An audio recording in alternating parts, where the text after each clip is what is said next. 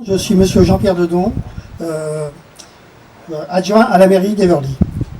Je vous prie de bien vouloir m'excuser l'absence de madame le maire Laurence Guérino, qui n'a pas pu être présent aujourd'hui, mais qui est de tout cœur avec nous. C'est un grand plaisir de vous accueillir si nombreux.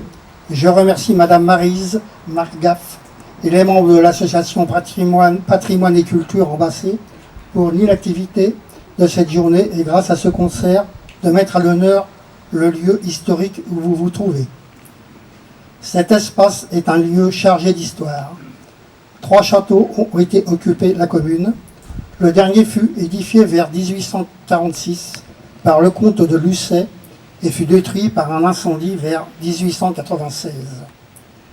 Il nous reste de ce domaine le parc, les grilles à l'entrée de l'esplanade, l'ancienne ferme dite ferme de la Haie, le bassin appelé le Miroir, car le château s'y reflétait, quelques dépendances et le Saut du Loup, que l'on nomme également les AA.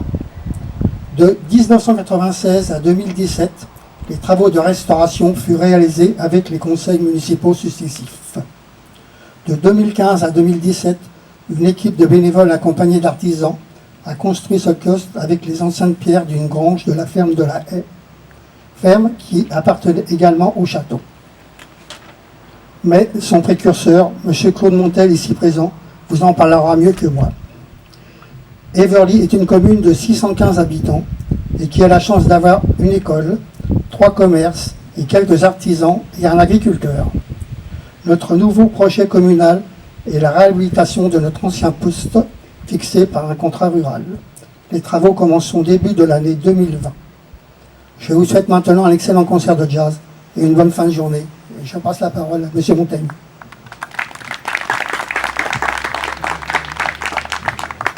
Merci. Bonjour, à mon tour. Je ne vais pas être très long, malgré que je sois de temps en temps bavard, et surtout pour ce qui me passionne. On a eu à l'élection du conseil municipal en 2014, il y a eu une fête des métiers qui a succédé à cette élection, quelques mois après. L'élection était en mai, quelque chose comme ça. Et en septembre, il y a eu une fête des métiers. Et à cette fête des métiers, on est venu me chercher en me disant il faudrait que tu participes pour la pierre et la maçonnerie. J'ai dit ok, mais il me faut des pierres.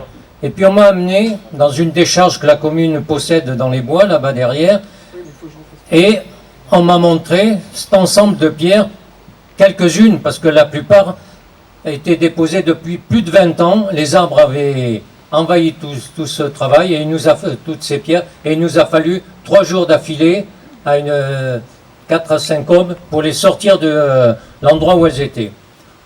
Pour la fête, on a monté 2 colonnes à sec, là, un peu plus loin, derrière, et à l'issue de cette fête, on s'est rapproché de la municipalité en leur disant « les pierres, on ne les ramène pas là-bas, on va en faire quelque chose ».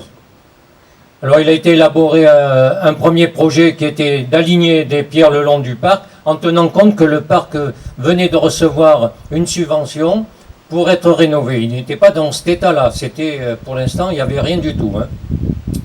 Donc la municipalité, on a proposé de faire ce kiosque, on a présenté un projet, et la municipalité a abondé. Je tiens à signaler que nous n'avons pas créé d'association. C'est au fil du départ, on était 3, 4, il y a un certain nombre d'hommes, de métiers qui se sont joints à ce projet, et petit à petit, sur 3 ans, nous avons réalisé ce kiosque. Il y a eu une entière confiance avec la municipalité, alors que nous nous connaissions que comme ça, plus ou moins, quoi. Et d'autant plus que le village venait d'élire une femme pour la première fois à la tête de la commune. Donc c'est ainsi que ce projet est né et s'est créé. Alors on a mis un certain temps, la municipalité a mis un peu d'argent à la poche, a mis la main à la poche pour débloquer quelques fonds, pour notamment payer le zinc là-haut, mais toutes les heures de travail, c'est-à-dire 2100 heures de travail, ont été gratuites et bénévoles pour la commune.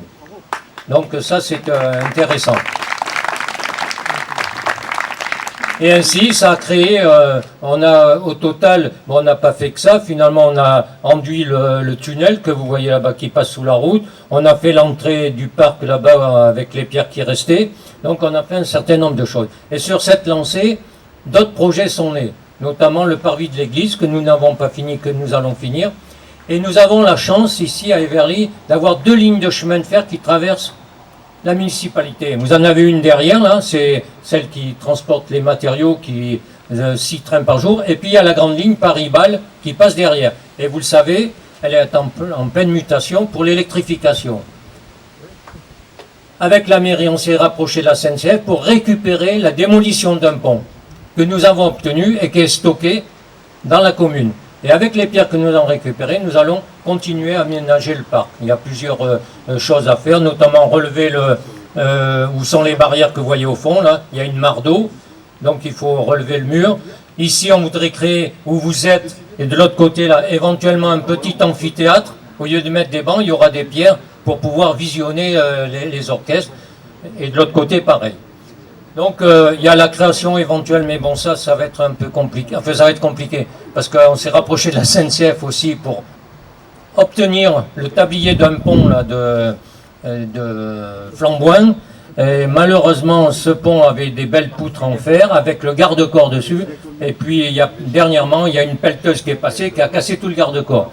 Alors je ne sais pas si on aura les poutres, il paraît qu'il y a de l'amiante ciment. Enfin, affaire à suivre. Et ce pont irait au coin de la propriété, là-bas, pour enjamber justement la petite rivière qui amène les choses. Alors voilà, une chose intéressante, c'est cette collaboration avec la municipalité et des bénévoles, où il n'y a pas d'association, c'est simple, c'est convivial, et ça c'est très intéressant. Il y a beaucoup de villages qui pourraient s'inspirer de ça. Il n'y a pas de rivalité, j'ai fait ci, j'ai pas fait ça, tu m'as payé, tu m'as...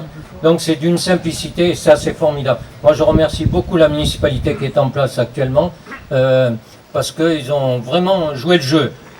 Même au-delà de toute confiance, parce qu'ils auraient pu dire qu'est-ce qu'ils vont nous amener là, qu'est-ce qu'ils vont faire, Non, c'est intéressant. Voilà, donc merci de votre écoute.